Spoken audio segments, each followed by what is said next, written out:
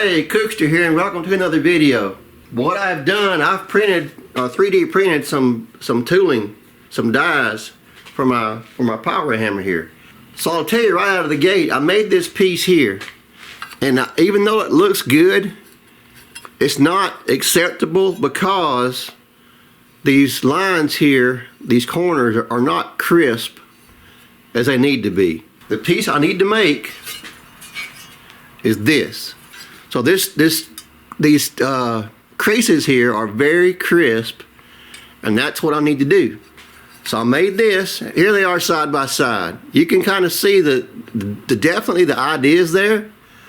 It's just these lines aren't crisp enough. But I did draw them up in CAD and SolidWorks, and that's how I made the 3D print files to print. So there's the die against the steel. I hate to use the word perfect, as I mentioned many times, but that's basically perfect fit. As I just said, the problem is this plastic. You know, here's where I ran the die through the machine or the part, and you can see where it rounded over the plastic here. And that's what I kind of thought was going to happen, and it really beat them up pretty good. So I'm going to take my model files and send them out to SendCut and have them cut me some steel dies. And then I have no doubt this will work. So all I'm showing here real quick in this video is you can do 3D printed tooling for a hammer. I've seen people do it for bead rollers and like press dies, dimple dies, things like that. But I'd only recommend you try to do it with simple shapes. This shape here, that's a round over I made. So I made this shape here. Ignore the hole. This is just a piece of scrap I had. I made this shape here, this round over, and if I was making a panel, round over for a panel, this would definitely work. Alright, I've started forming my profile, but this is the start of it, and it's definitely, you know, here's one pass, or not one pass, one groove starting to form. There's a second here, it's got to form here, and it's just starting to form. Now, I'm pretty much calling this an experiment because I don't think this plastic tooling can form sharp, crisp lines in the steel. Also, I went ahead and used some WD-40 on my panel here. Most of the guys I watched do this, they use lubrication on their dies to form these profiles, so I'm doing it too. And this plastic is kind of draggy already anyway. It's not exactly slick like steel. I mean, it's pretty slick, but anyway, it's helping. I'm also not trying to get this in one big bite, of course. I'm taking it in small increments. I'm just raising it, I don't know how much. Somewhere probably between a 16th and an 8th every time. There we go. Just had to get down in there.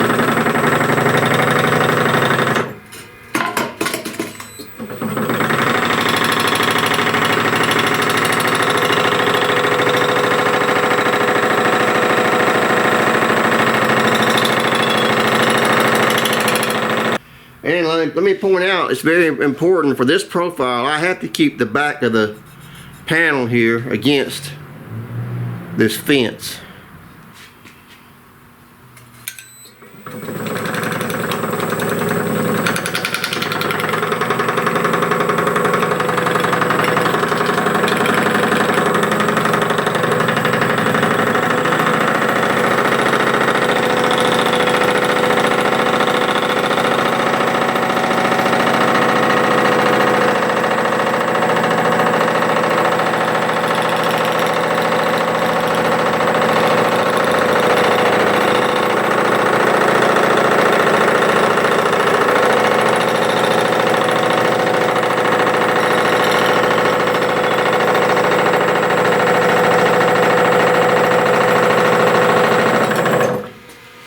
Lubricate the top side as well. We're getting down to the home stretch now where the bends are starting to really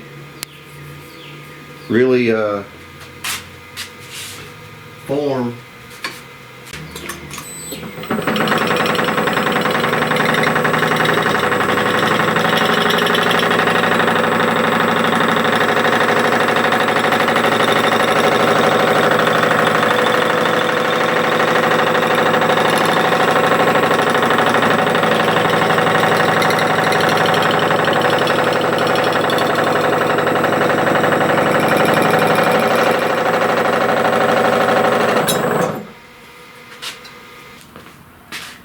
made a small tweak to my die setup here.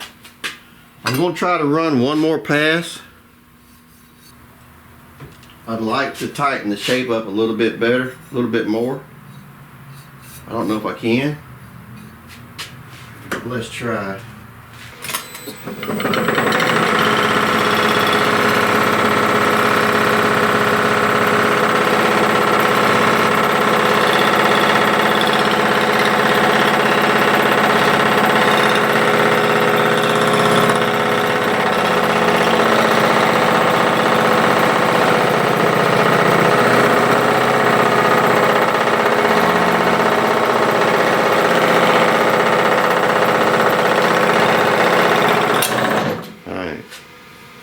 That's the best I can do.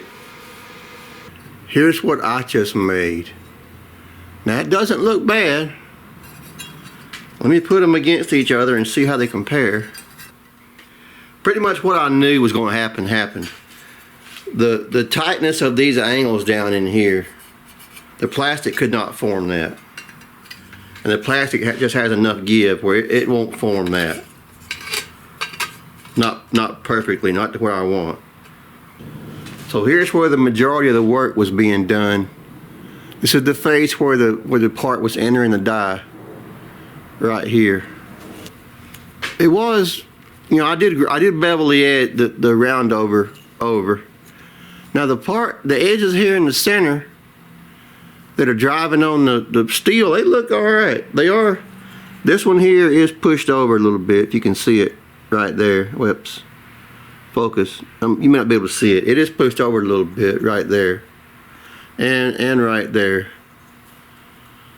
Now here's the bottom die. It got chewed up pretty well. You can see the bottom here where it's rounded itself over. Right here and right here. These are the two areas that are trying to form that curve, and you can see it rounded it over pretty good. Miraculously enough, this thing didn't split. I thought the front here might split off, but it didn't. There's not even a crack in it. Alright, I'm back for another round with this power hammer and 3D printed dies. I have to have basically a round over. This is another die I printed as a test. Start out with a round over, a rollover. So if I get the rollover made first, it can be sitting here rounded over, and then we'll go start making this piece, and you can see see what I've done. You know, I got the rollover made, and this piece goes in here and starts forming. That's what I was doing yesterday.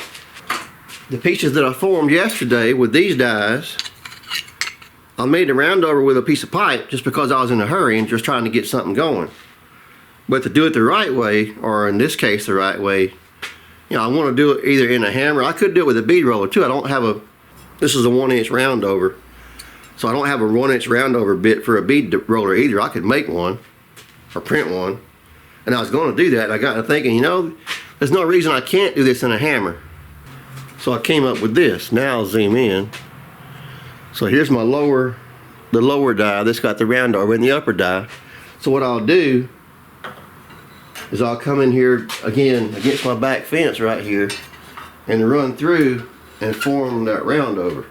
Now, one thing I also noticed, and I noticed it yesterday too, I got to thinking about the few guys I watched use a hammer on YouTube, and like a Pullmax has that adjust, and I think they all do, but I know the Pullmax for sure, I've watched a few guys use them, has that adjustable stroke, so while it's running, you know, you can adjust the height up and down, which you can with this one too, but this one you have to turn the knob and then set the collet here to tighten it back down, whereas on the Pullmax, they turn whatever device they use to turn it and they lock a lever down, so it's a lot easier. So I got to start it. And I think run it up. So we'll see what happens.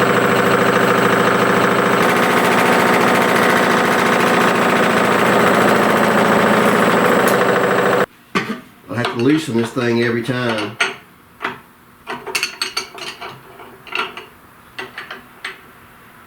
So I have to have it in the die, you know, drop down, which this thing don't want to drop. Basically in the die every time, raise it up, tighten it back down. Let me run this through first.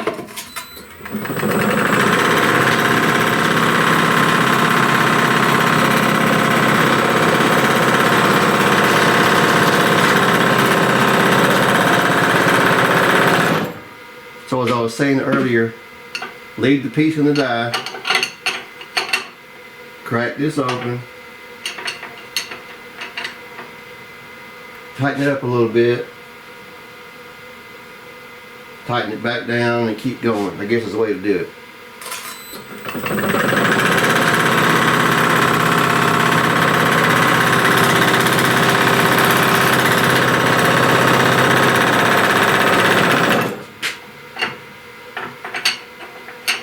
It's a bit clumsy. No, it's a lot clumsy.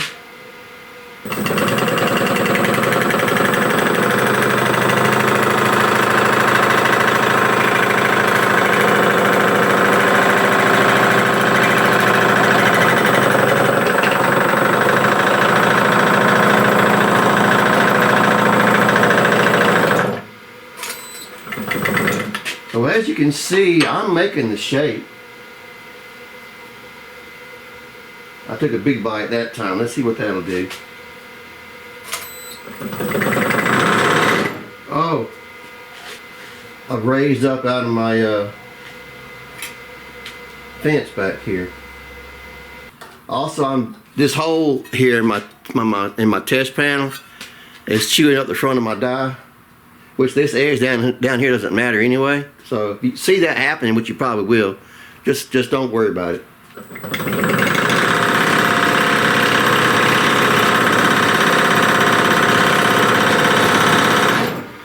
So I've almost got the shape in there. We'll just keep loosening and raising.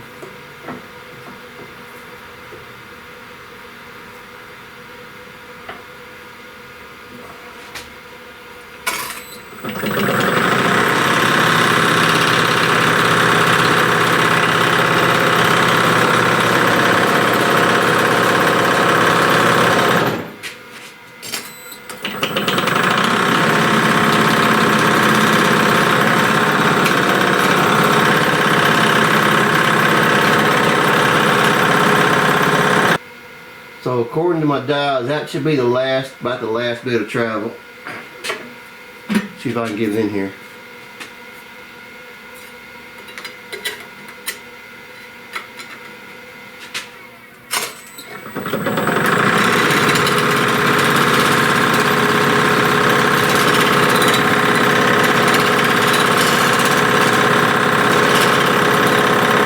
I want to tighten it up just a fraction.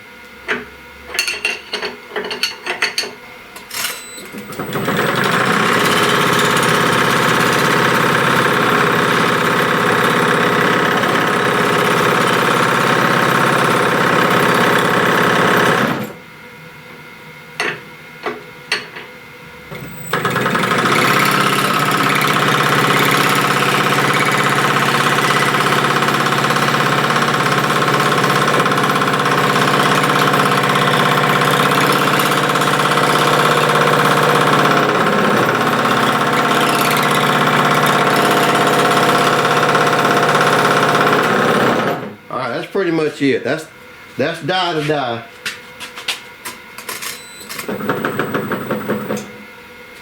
Yeah, that's die to die. I can't get that no closer. So that's all the travel I got. So here's the piece we made. So there's my round over. The piece has got a twist in it. You may not be able to see it, and that's because I had to fight this hole as I was coming across the die. It kept catching. But the form is there. It definitely put the round over in there.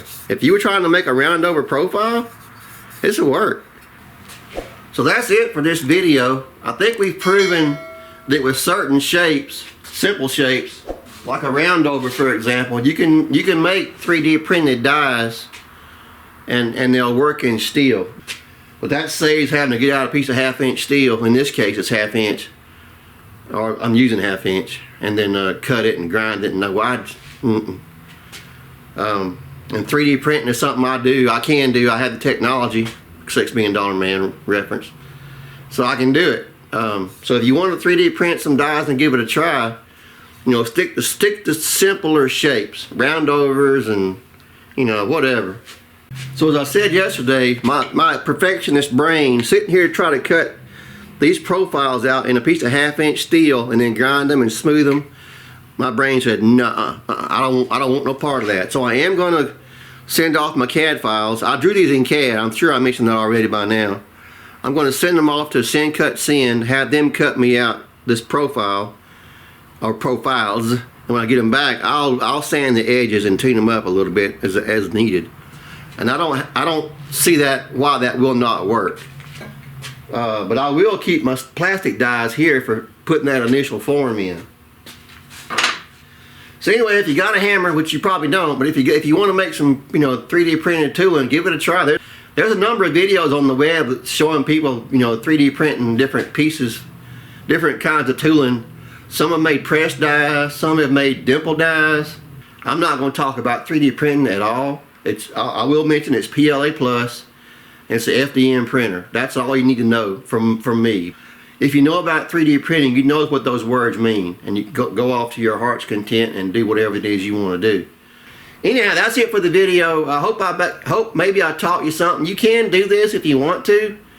It would work in a bead roller. I've also seen videos about bead roller dies made on 3D printing. That's something I think is a lot more accessible to people, because a lot of people have bead rollers, even the little inexpensive ones or less expensive ones. You can 3D print up some dies for those, roundovers and simple shapes and stuff, and it works. One attempt failed, this attempt worked, and it kind of go from there. So be sure and do all the YouTube stuff, you know, like, comment, subscribe. That helps get the videos out. We're trying to grow the channel this summer, and I can't do it without your help. So I would appreciate it, and I guess that's it. So I will catch you on the flip side. Make something at home, y'all. Bye.